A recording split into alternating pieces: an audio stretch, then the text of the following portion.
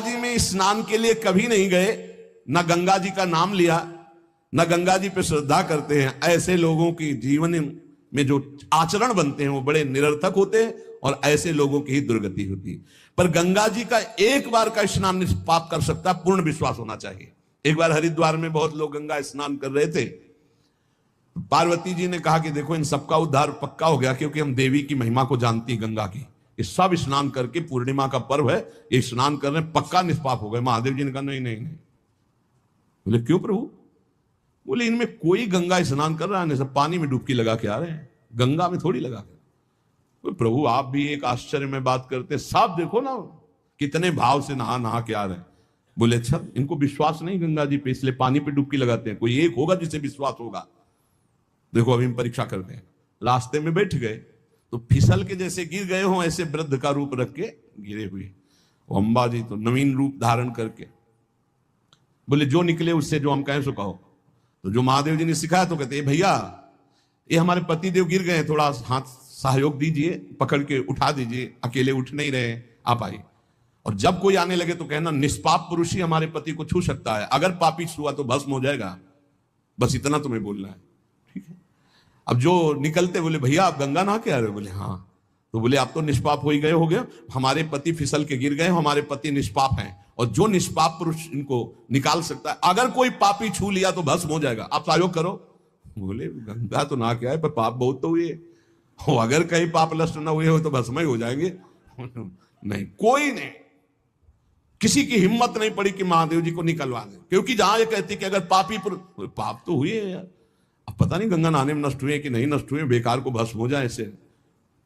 उनमें एक आदमी सरल भाव से गंगा गंगा गंगा माँ गंगे स्नान किया। बोले भैया हमारे पति को निकलवा। बोले अच्छा भैया, लुटा रखा।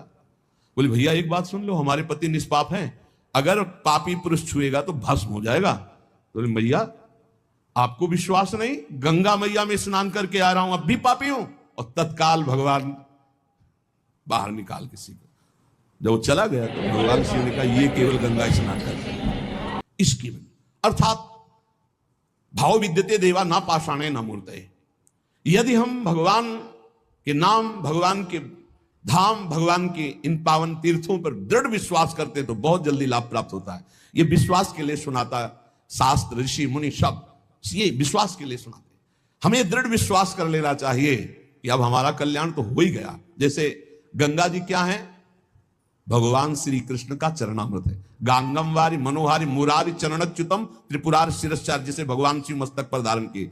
अपने लोग रोज चरणामृत पीते हैं, किनका? प्रिया प्रीतम का। अब और गंगा की जरूरत पड़ेगी? जहां से गंगा प्रकट हुई उनके सर्वांग स्नान का जल यमुना जी, जब यमुना जी गंगा जी से मिली तो गंगा जी ऐसे होकर प्रणाम मुद्रा में मिली यमुना जी से। यमुना जी ने कहा तुम्हारा हो भाग्य कि तुम जगत पावन करने वाली गंगा हो। तो उनका तुम्हारे सामने मेरी कोई सामर्थ्य नहीं, क्योंकि तुम में प्रभु पूर्ण अवगाहन करते, हम तो प्रभु के चरण धोवन मात्र हैं, आपके ऊपर तो पूर्ण प्रभु की कृपा है। ब्रजेंद्र सोनु राधिका हृदय प्रपूर्य माणयो महारसाब्द पूरयो रिवातिथि बेगता रसैक सीम राधिका पदाब्ज भक्ति साधिका तदंग राग पिंजर प्रवाह। श्री लाडली लाल का अंगराग लेकर प्रवाह करती है। ये अपने कल्याण की अब कोई चिंता रह गई? रोज जो चरणामृत पान करता है, काल मृत्यु हरणम सर्वव्याधि विनाशनम श्री कृष्ण पादोदकम पीत्वा पुनर्जन्म न विद्यते, बस विश्वास हो। रजराली लगाते हैं, राधा राधा बोलते हैं, अब कोई जरूरत कल्याण की। दृढ़ निष्ठा रखो। परिणाम कितनों को रोते देखते हैं इस बात के लिए कि हमारा अगला जन्म नहीं होगा। उनको चाहिए कि तुम लिखा पढ़ी करके दे दो। अरे विश्वास मानो यार, विश्वास मानो। कल्याण स्वरूप आप हो चुके हैं, धाम में बैठे हैं, पर आपको विश्वास है नहीं। हित दूर जो विश्वास है तब वही सुधरे बात, ना तरु माया पंथ में फिरे जो टक्कर खात। ये विश्वास करो, एक एक बात कल्याण करने वाली है। भगवती गंगा जी 400 कोस दूर से गंगा गंगा बोले तो भगवान के धाम भेज देती निष्पाप करके। ऐसी महामहिमा श्री गंगा जी के स्मरण में, अवगाहन में, आचमन में, स्नान करने में।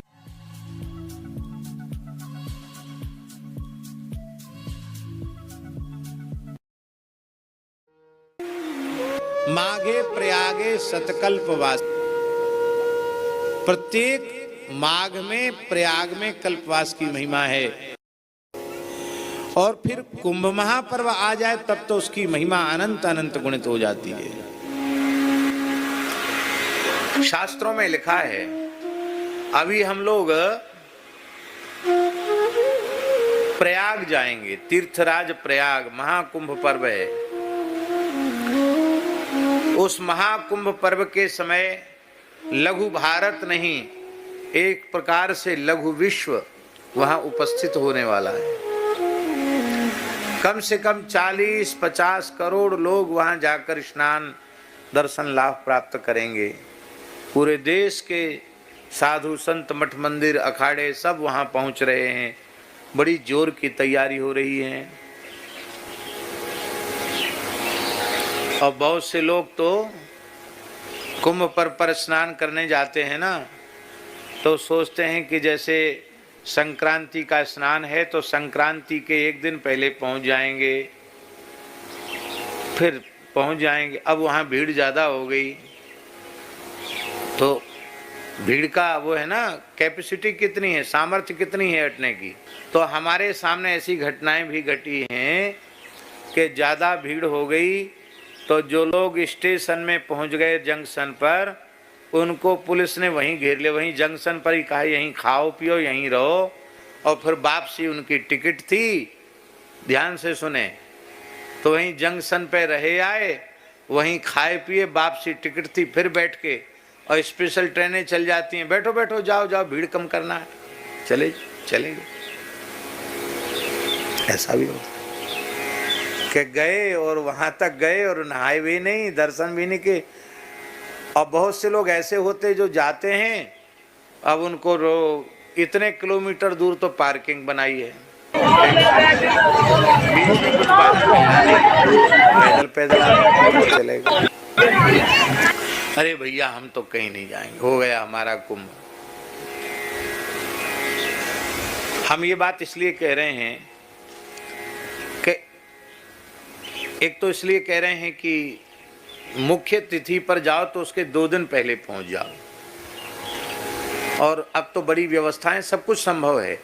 लेकिन हम जो बात कह रहे हैं, मान लो आप व्यवस्था पूर्वक पहुंच भी जाओ तो जाने का समय, आने का समय, कुछ न कुछ रहने का, तो 2-3-4 दिन का समय तो आपका लगेगा कि नहीं लगेगा? समय भी लगेगा, श्रम भी होगा, धन का व्यय भी होगा। होगा कि नहीं होगा? यहाँ पंखा चला रहे हो, वहाँ कंबल रजाई से भी हु करना पड़ेगा। वहाँ इतनी ठंड है वहाँ।